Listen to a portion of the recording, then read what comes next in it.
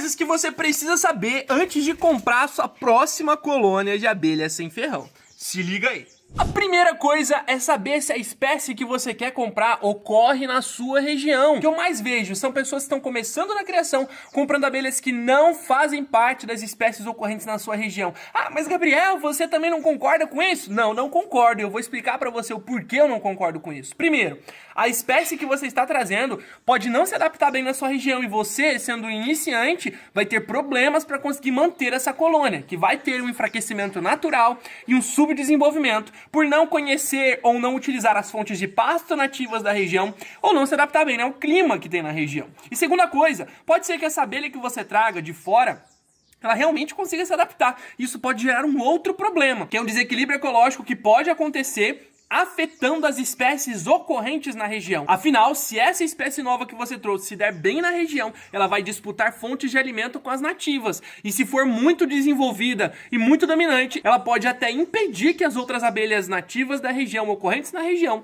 consigam coletar os recursos adequadamente, eliminando algumas colônias por fome. A segunda coisa é se atentar se você tem as fontes de pasto e o espaço necessário para manter as suas abelhas aí bem desenvolvidas e trabalhando bem. Sobre as fontes de pasto, plantinhas pequenas que nascem espontaneamente aí na sua rua, no seu bairro, são ótimas fontes de pasto e a gente já fez alguns vídeos de café com abelha mostrando sobre elas. No final desse vídeo vai ter uma indicação para você clicar e conhecer mais, combinado? Agora sobre o local, é importante que você saiba que não precisa de uma estrutura grande, monumental e cara para você criar suas abelhas sem ferrão de forma correta e mantendo o bom desenvolvimento delas. Você só precisa cumprir 4 pré-requisitos para ter um meliponário ideal. Primeiro, manter o abrigo do sol direto nas suas colônias. Segundo, manter o abrigo da chuva direta nas suas colônias. Terceiro, evitar que correntes de vento fortes e contínuas incidam sobre o pito de entrada das suas abelhas. E por fim, deixar o acesso ao meio externo para que as abelhas coletem recurso facilitado para que as operárias não tenham problemas para entrar e sair da caixa. Terceira coisa, saber como avaliar a colônia que você vai comprar. Tem muito vendedor por aí, infelizmente, que tem má índole e pode acabar te vendendo cobre com preço de ouro, uma colônia que tá fraca, mas cobrando o preço de uma colônia forte, chamada de matriz. Então, para você avaliar se a colônia tá bem ou não, você tem que prestar atenção em algumas características. Primeiro, é a presença da vigia na entrada da caixa. Tá vendo essa abelhinha que tá aqui, ó, verificando tudo que eu tô fazendo? Pois é, essa é a vigia. A vigia na entrada da caixa é um sinal de que a colônia está com força de trabalho de guarda e é um dos sinais que nós avaliamos para saber se a colônia está bem ou não. No caso das melíponas, que são essas abelhas de grande porte, é normal ter 1 ou 2 vigias na porta de entrada. Isso é comum. Agora, no caso de trigoniformes, como a jataí, iraí, algumas mirins, escaptotrigonas como mandaguari preta, mandaguari amarela, é comum ter várias vigias e várias guardas no pito de entrada. Então, se tem uma só, é um indicativo de que a colônia não está bem. Outra coisa que você precisa avaliar, o trabalho de entrada e saída das abelhas. É comum que tenham abelhas entrando e abelhas saindo da colônia, mas principalmente que tenham abelhas entrando com recurso, com as perninhas de trás carregadas de pólen. Isso é comum principalmente no início da manhã. Por isso, o horário que você vai pedir os vídeos para esse criador que você está querendo comprar suas colônias tem que ser sempre vídeos das 10 ao meio-dia, porque assim você consegue avaliar a entrada de recursos, o trabalho da colônia nesse pico de trabalho do dia, que é justamente durante esse horário. Se a colônia estiver trabalhando bem nesse horário, você sabe que ela é uma colônia boa. Se ela não estiver com um trabalho bom nesse horário, então em outros horários vai estar pior ainda, porque esse é o melhor horário de trabalho do dia.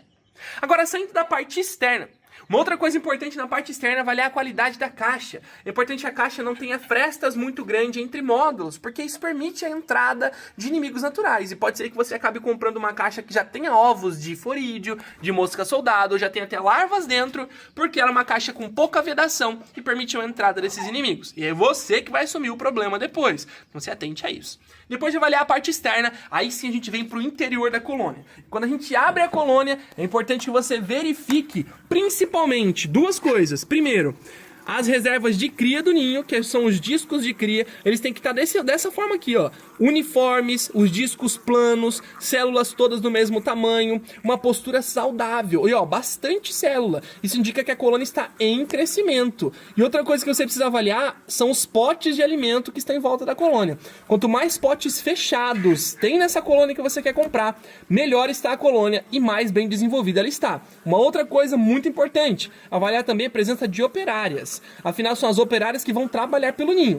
Avaliando o disco de cria, você sabe se tem rainha e se a rainha está produtiva. Avaliando as operárias, você sabe se essa colônia tem força de trabalho. E avaliando os potes, você sabe se essa colônia tem recursos para se manter e continuar o seu desenvolvimento. E a última coisa que você precisa saber é sobre o transporte que vai ser feito dessas colônias que você vai comprar. Lembre-se, o transporte é um dos pontos fundamentais da compra. Se ele for feito de forma incorreta, com a caixa chacoalhando, balançando muito, pode ser que essa colônia que vai chegar para você, depois de um tempo, ela sofra os prejuízos da perda das operárias que deveriam nascer, que era da cria verde que acabou morrendo durante o transporte, e não nascerão, deixando essa colônia em déficit de trabalho, déficit de força de operárias, fazendo com que ela acabe subdesenvolvendo. Então, se você quer garantir que a sua colônia que você está comprando continue bem desenvolvida, é importante que você garanta um transporte correto. A caixa no mesmo nível, sem balançar e chacoalhar muito, sendo transportada bem tranquilamente, para que você mantenha essa colônia com uma força de trabalho bem dominante. E eu explico o porquê que isso acontece em outros vídeos. Afinal, a proposta aqui do nosso Café com Abelha é ser rápido, com bastante conteúdo